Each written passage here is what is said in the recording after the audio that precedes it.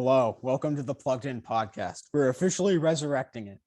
Well, it didn't really die, but we're just saying that to make it sound more important than what it actually Giving it is. new life or new Yes. meaning. So our podcast has been pretty mediocre, but this year we're going to make it more okay than ever. And today I have my two friends, Matthew Beardwood and Ben O'Hare, with me, and we're going to be talking about the top EVs of 2021. But before we start, we're going to do a brief introduction. My name is Andrew Lamprecht. I'm a freelance writer at Business Insider, and I also write for Inside EVs. My name is Ben O'Hare, and I also write for Inside EVs. I'm like Andrew and Matt, a college student as well, and I drive a Volkswagen ID4. Hi, I'm Matt.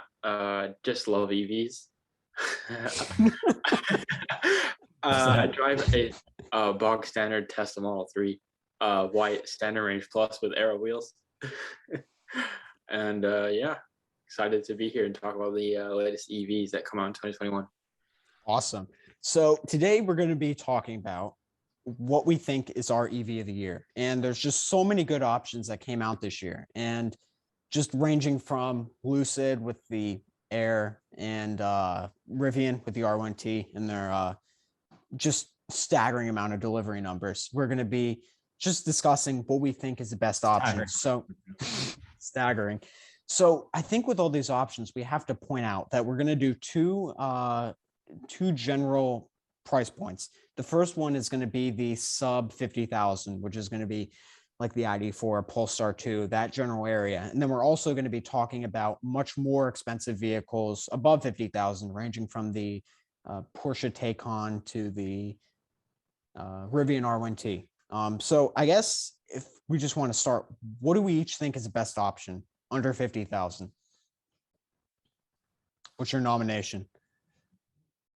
I mean, it really depends on what category you're looking at, but I guess as all-rounders go in the crossover segment, the Ford Mach-E and Volkswagen ID4 both came out this year, both start at well under 50,000, and I think they're both quite impressive options when you look at what they bring to the table.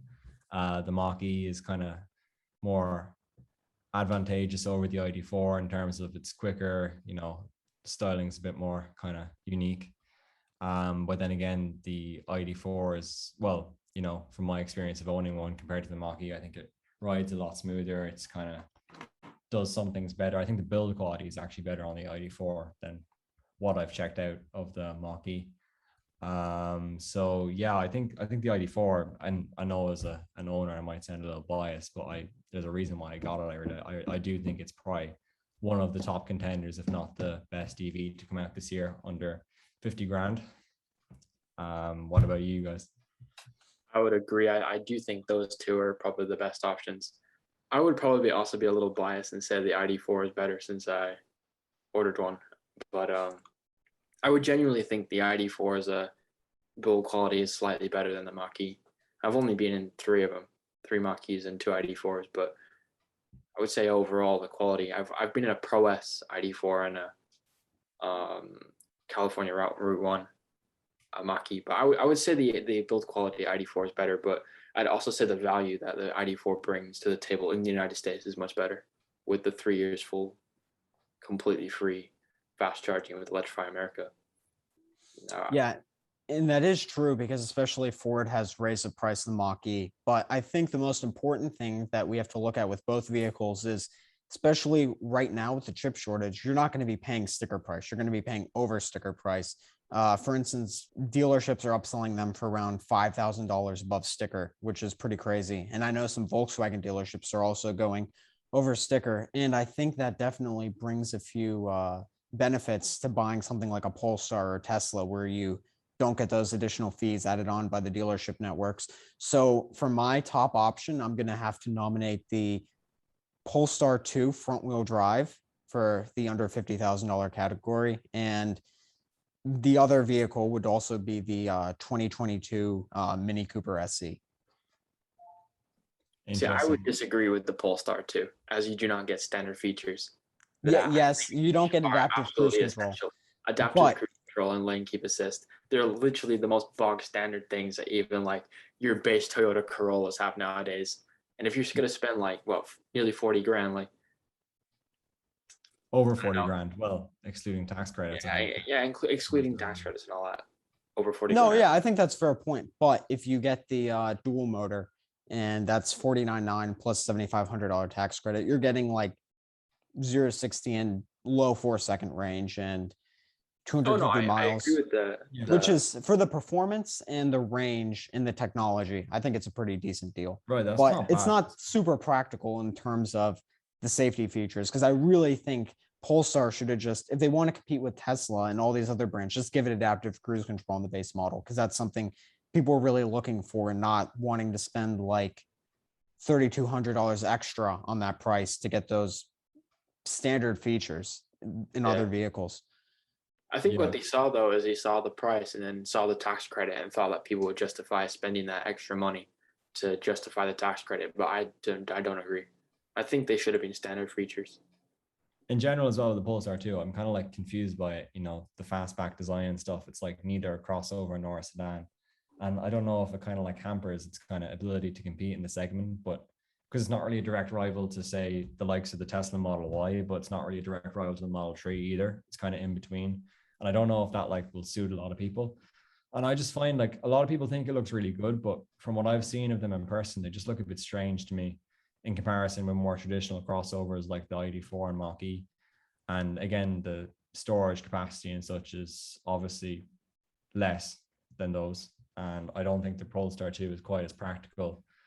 I don't know. I won't say, because again, the all-wheel drive version, which you did mention, like that's good enough for the price, but then that didn't come out this year. So if we're talking about like strictly this year, it's only the front-wheel drive version. And I don't know if that would really be one of my nominees for best under 50K EV of 2021. But I do think the Mini is a good shout as a kind of Yeah. city car. Because Mini is definitely one of the best, especially with the new redesign that came out this year. I think it's the best performance range. I mean, the range isn't that great, but you do get above EPA estimates. Like I've read around 150, and especially you can get that thing for probably under 24,000 with a tax credit, which I think is pretty remarkable. I think But that's it's quick. definitely one of the Yeah. best options. If you're only looking for a city car, I think it's definitely something to look at because you don't have to overcompensate for something that you don't need. I mean, you don't need a long range Model 3 if the application is only to go to the shop and back like once a day or go into the city or whatever. But I Yeah. guess it is nice to have the extra range, but there's no point in having the extra range if you don't really need it. And I would say a lot of people don't just have that specifically as their main car, but I do think it's a shout for one of the best sort of city EVs this year. As a second car, I think as well, it's a really good option. Like, and again, like it's a Mini, so you're getting that BMW build quality because obviously Mini owned by BMW, they're high end luxury cars at the end of the day. You're basically getting an i3S for the price of under 30,000. And it's very quick as well. I mean, well, in reality, the 0 to 60 it's around 5.8, 5.9, yeah, according to Motor Trend. I was very impressed with its handling as well. It does keep that sort of characteristic of like an EV with low center of gravity, but also sort of the performance you kind of expect from a Mini. Because I know some of the Minis now are getting bigger and bigger, so they're not really all that mini, but definitely the more performance S models of the Mini Coopers, like it definitely keeps that sort of trait of low center of gravity, very good handling. I was really impressed when I got to sit in it and just how well it handled, especially for it being pretty heavy for a Mini as well. I think if we were to say our best EV to come out this year under $30,000, we probably all agree it's the Mini Electric, 100% updated version. And then in the $30,000 to $50,000 category, I'd say for me anyway, I'm gonna go for the Volkswagen ID4. I just think it is that better build quality. It's much more kind of refined. It's more comfortable, a bit more practical. I'd pick it over the Mach-E. So I'm gonna go for the ID4 for best in the $30,000 to $50,000 category. I'll agree with you on that one. See, I think a lot of the people keep on talking about the frunk on the Mach-E. I think the frunk is great, but like in reality, the practicality of a frunk, sometimes people don't really see it because even with my Model 3, I don't really use the frunk all that often, even though it's like tied to the app and all that, but there's not a physical button on the outside. And even with the Mach-E, I mean, I know the Mach-E doesn't have a button on the outside. In fact, it doesn't even have a connection to the app. You actually have to go and pull a lever inside of the cabin to get to it. So what's the practicality of it? And I don't see it. So I do think the ID4. even my parents with their Teslas, they don't really use the front goal that often. And I think, when I got my ID4, I wasn't like, you know, I again, because of what I use it for, I don't really need all that space. But like I wasn't like unsatisfied with the amount of storage it has from the odd time when I will be going surfing or something like that. And I need that extra space, it's more than adequate. And especially I wouldn't be the main target audience, but for like small to medium sized families, I think it's more than spacious enough and it doesn't need the front.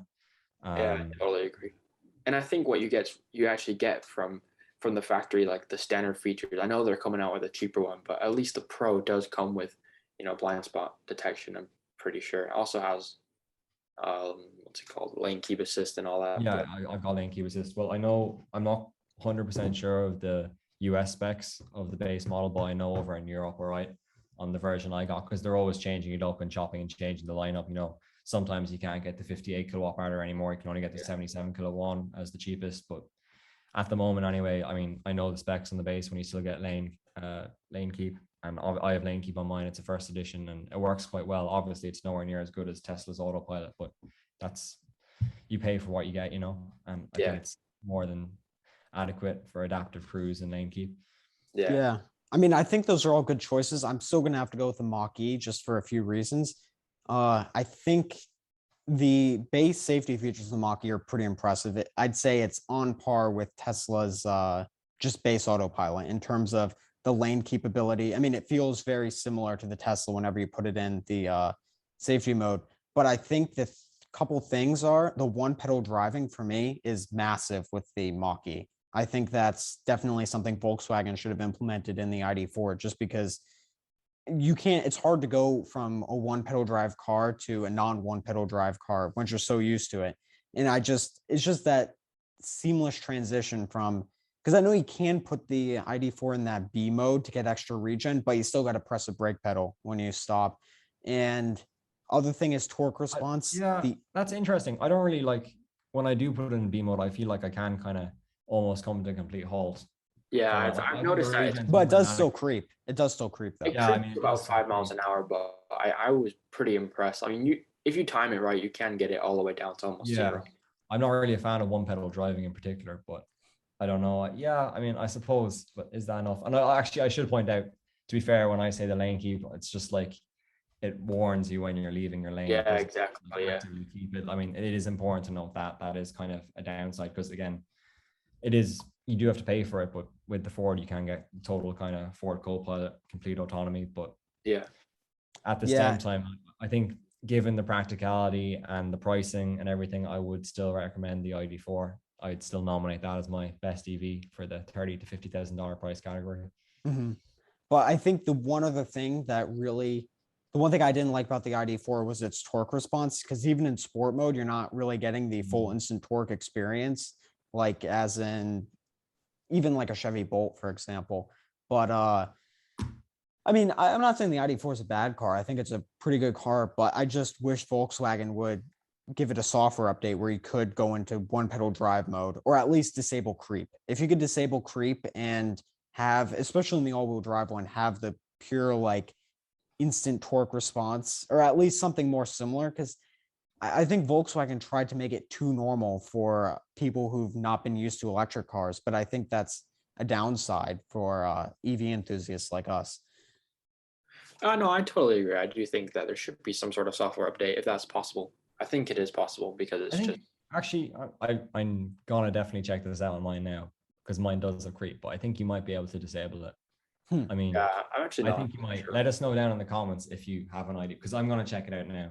But I'm like mine by default is creep on it, but I think you actually are able to disable it on the ID4.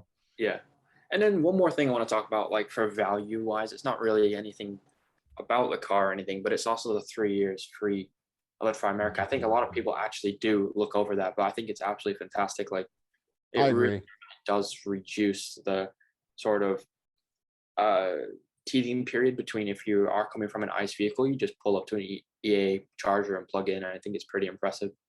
I think Mach-E should do that as well. I mean, I know they give you a free like couple chargers. I don't know how many they give you. 600 kilowatt hours of electricity. I think it's. I mean, yeah, which I think is also decent. I think it also gets you in. But I do think that the 3 years completely free is it really Yeah. does give you the opportunity to go on multiple road trips completely like not stress free, but you think about it less. So I think Mm. that's impressive. And And I then think one more thing I want to talk about with the oh, ID4 is also the like haptic button, the haptic buttons. You want to talk yeah. about those, Ben? Eh, Yeah, I mean, I think the haptics, I don't mind them. I think they work okay. And honestly, I think the software has gone so much better because they came out with a kind of big over-the-air update back in March, April, very shortly after first deliveries. No, maybe a bit later, actually, must have been about May, June. But I think the software is running really smoothly at the moment, and they came out with another update more recently. And because there was a big kind of stigma around all the ID vehicle software when they first launched, but from my own experience, I think they're working very smoothly now, and the infotainment isn't a problem, especially when you're using CarPlay most of the time. But even in general, like the menus and everything is quite responsive now and good. Because the fundamental hardware is good. It was just the initial software was a bit of a problem, but I think it's gone a lot better now. yeah. So yeah, And I think my and final, oh yeah. yeah, one other thing I was going to point out, like one of your main kind of points for the Mach-E was the kind of performance and the like instant torque and stuff has been more advantageous over the ID4. But then again, the target audience doesn't really care. Like these are family crossovers. I don't really think performance matters all that much. Maybe someone like me kind of would matter a bit, but I'm not your average ID4 customer, even though I do have one. It's not really like I think most people buying it won't really care too much about that. They'd be more concerned with the kind of refinement, the smoothness, the practicality of it versus versus the Mach-E. So I don't know, but for me, it's No, definitely I agree, but I just feel like it was like a lost opportunity because just remapping the throttle would probably be a very easy thing to do. It'd be interesting I'd to check assume. out the GTX, the ID4 Yeah, but GTX. I've still Yeah. read that the all-wheel drive still The doesn't all-wheel have like drive. the true Yeah. like instant acceleration, I which think is the GTX is just gonna be it is the all-wheel drive in the US. Like it's not gonna be specifically yeah. branded. Yeah. Yeah. Talking about instant torque though, if anyone does own a Tesla, it's always good to give chill mode a try because it doesn't give you the instant torque. It like sort of rolls you into the torque, and I think it's actually so much better. I don't know why, but it just feels a lot smoother. It feels like you're a lot more sort of in control of the car. I know it's a lot slower, but it is much better in my opinion. Like the instant torque is nice, but sometimes when I throw it in chill mode, I feel like I'm actually sort of enjoying driving it more. I think it's also a feature I like to have. Yeah, I'd say the ID4 rear-wheel drive feels very similar to a Tesla in chill mode. Yeah, I could agree with that. Yeah. Yeah. Yeah, I have a rear wheel drive, the first edition's rear wheel drive. So yeah, I guess I've driven a Model S once in chill mode, I think, but I don't have too much experience of it. But yeah, maybe. Should we move on? Yeah, okay, yeah, I'd go with the ID4. I mean, and if Volkswagen would raise their or lower their press car limit age below 25, that'd be really nice. But We that's could have just gone the side drove of one. It's just that they weren't there. But I know those guys at that Volkswagen dealership, and they would have let us drive them, no problem. But there was none there. Remember? Yeah. yeah. You can always get all your necessary ID4 feedback from me anyway, guys. Yeah. All right, so Okay, ID4 is a winner for our under $50,000 category. So we've got the from 0 to 30,000, we've got the Mini, and then from 30 to 50, we've got the ID4. And now for the And final category, 50 and up. final category for 50 Should we and do up. 50 to 100, or should we just go 50? Yeah, that's Do we getting. have time for that? No, we don't want to. Come on, Matt. We're on our we'll free go- Zoom meeting. All right, we'll go 50 and up. I think the We answer. can't expand our resources that much. I think the answer has to be the Lucid Air Dream Edition or the Tesla Model S Plaid. But in order to find a common ground between the Tesla fanboys and the actual, I think it is a Dream Edition Plaid. Sorry, Lucid Air. So wait, is it the Plaid or the Dream Edition? The Lucid Oh, Air? the Lucid Air Dream Edition. I'm gonna go with the Lucid Air Dream Edition. I think overall the quality and the performance that you get, and also the range. The range is something special, in my opinion. Yeah. I obviously still need to drive one. Being in Ireland, they're nowhere remotely near here. So yeah, it'd be very interesting to check it out. I mean, from a stats perspective, it's obviously incredible with a range of over 500 miles EPA, the performance and everything. I mean, it looks really cool. There's one or two things like initially I'm not too fond of. I mean, I think the interior is pretty basic for a car of that price point. I know that on the concept they had those really cool reclining seats, but they didn't actually make it into the production model. I That's think Peter coming, I think. Rawlinson was talking about eventually them coming, but Yeah. I think like the kind of front and like it's a bit too minimalistic for me for a car at that price point. But obviously, I mean, I'm not denying it's still incredible and it's a worthy nominee. Other ones maybe we could talk about kind of veering off slightly, but there's the Rivian R1T and now even the R1S because they just started production of that and deliveries to Rivian employees. Yeah, so now they're gonna like ramp it up to like 2.3 cars per day. Yeah. But I think it is a good truck though. I to haven't be fair, driven one. they've made like 250, I think, in Yeah, 2 months. I want to go Of on to the R1T. actual Rivian R1T. I went up camping with some of my friends in Joshua Tree, and which was quite cool actually, because when we were sitting there, we saw about 5 or 6 R1Ts and 2 R1Ss come up to the same campsite, and they were all sort of around a campfire. And we actually me and my friend managed to go up and ask them questions and also see like how the actual camp kitchen worked and all that. And I was thoroughly impressed with it. With Did you get to check out the camp kitchen? Did they have it out? yeah, they had the camp kitchen out and all that. We didn't manage to get any photos because it was too dark, and also I didn't want to intrude on their space or anything like that. But we also managed to go up and take a look at the camp kitchen. Something that I would think that you kind of have to see it in person. You have to see how they use it because it's pretty impressive. Like while we were washing our dishes, like with a 5-gallon bucket, they were washing it using their actual proper camp kitchen. And Yeah. all that. I thought It's a cool option. I don't know for $5,000 though, is it worth? Well, maybe it is if you do a lot of camping. I feel you like do- that's like one of those options you're gonna be like, oh yeah, I'm gonna use it, and then you never use it. Yeah, exactly. Yeah. But I feel Um, like for the one time that you need it, you'll be like, I wish I had it because I think it is impressive. But Mm. then again, is the extra storage more useful to you? Which I think, think- maybe throwing some snowboards, some skis in there would be pretty practical too. Yeah. Because you're sacrificing, isn't that the whole kind of like gun rack area kind of in between? Yeah, the way yeah, that hall, you lose that with the camp kitchen, don't you? Yeah, yeah. So that's a bit disappointing. But yeah, I think the R1T anyway for an electric truck, it definitely blows the Hummer out of the water, the GMC Hummer EV. Totally. Because Yeah, the Hummer EV, it's like first edition guys, yeah. it's like they literally just like got a brick and then they just like put a windshield on it and then like put in like the biggest battery they could possibly find. They were just like, we can solve all of our problems with more power. Everything, Bigger battery, yeah. I mean, more and more horsepower. Yeah, it doesn't even have to get EPA range tested because it weighs too much. It's like classed as something completely different. Yeah, I mean, it's just like a 5-ton brute of a thing. And, I don't really know. I definitely go for the Rivian over it anyway. And the bed on it is actually quite small on the Hummer, despite its like unbelievable mass.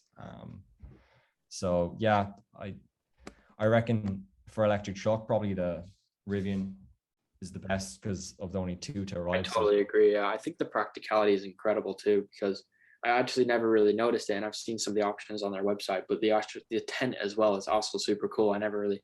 It's always something that I see on the internet. I'm like, oh, why would anyone need that? But then when I was actually camping next to them, like, they just look so much more comfortable, like climbing onto the ladder into their tent. I'm like, wish I had that instead of like sleeping on some rocks and stuff like that. But and they have like the it was 31 degrees Fahrenheit, which is like what, like -1 Celsius. Like it was Yeah. awful. But they had their heating on and everything. So it's something that I think if I did more camping, I would definitely have. But I think it's also pretty practical too. As an all-around like desirable truck, it's definitely one of the best of the 2 to arrive so far. So yeah. Yeah. So I think we could all agree the R1T is a really good option. I mean, when you get up to above 100,000, it's really like hard to compare like a Lucid Air Dream Edition to a pickup truck. But I One think other thing I'd like to give a shout out to just before we finish up and make our decision, I think the Porsche Taycan Cross. I was going to say that. Yeah. Yeah, is a really, really good. You mean the all-rounder. GTS or Well, the Cross? the Sport Well, Turismo didn't they both come GTS. out this year? Yeah. Yeah, well, the Sport Turismo actually isn't out yet. I think that's coming out early 2022, but the Cross Turismo is out at the moment. You can get one, and well, you'll be waiting a while, but deliveries have commenced, and I think they're really, really cool because you've got all the like kind of desirability, the performance of the Taycan, and then you've got the added practicality of the, wagon kind of.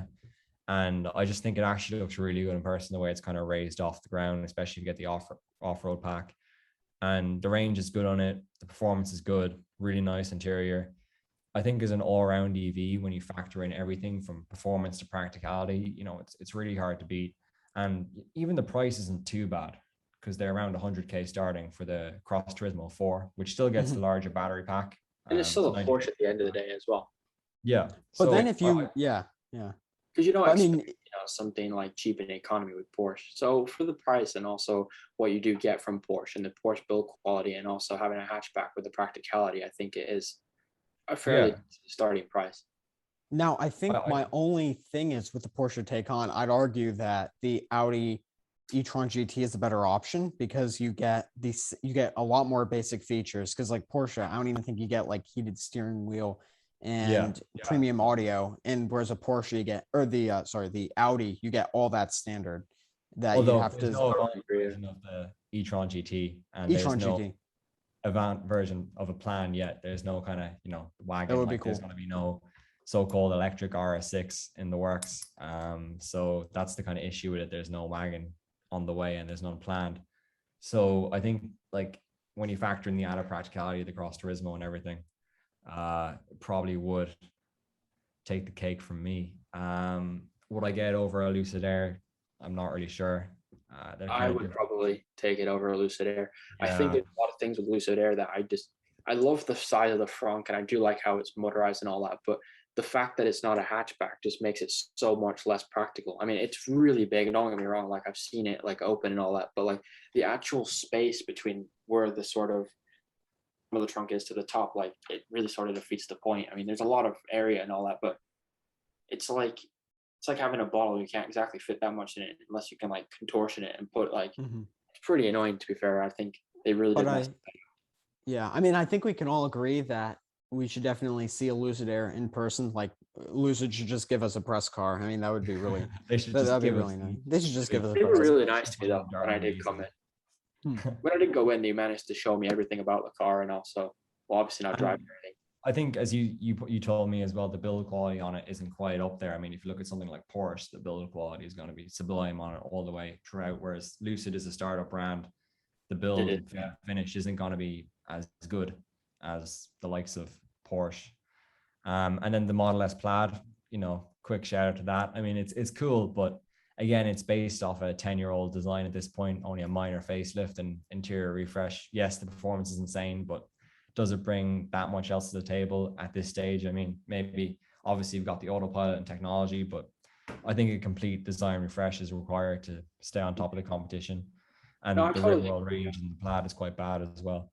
I do love the Plaid though, because it is cool, but it is cool. The redesign, they mostly focused on the interior. The only thing they kept was the actual seat rails, but I do think it is a fairly impressive car, and with the completely redesigned rear drive unit, where two motors are like sort of like meshed to a differential, I think it's super cool. But I know they've had problems with it. There's like many people who've said that their rear drive units have failed. Yeah, because I think they matched copper and carbon, but. So let's move on. So I think we have our winners for our top EVs of 2021. So unlike last year, which was just Ben with his electric car news page choosing the Mach-E, we're gonna do this a little bit differently. And yeah, it was a Mach-E last year actually. Yeah, it was Mach-E. Yeah. So I guess we can't choose the ID4 again. Yeah. So so for our top options, under 30,000 is easily the Candy. Okay, well, it's actually the Mini Cooper SE, which I think is a fantastic option. And would you mind going down the rest? Yeah, so for 30 to 50,000, it is the ID4. Well, maybe for Andrew, it might be the Mach-E. He's not fully convinced yet. But I'm not fully convinced.